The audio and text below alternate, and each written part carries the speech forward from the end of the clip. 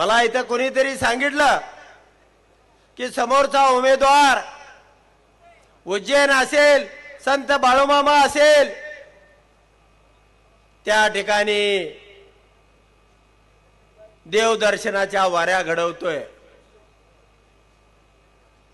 मित्रांनो, असंच माळशिरस विधानसभेच्या निवडणुकीमध्ये एका बाजारामध्ये मोदींनी सभा घेतली होती।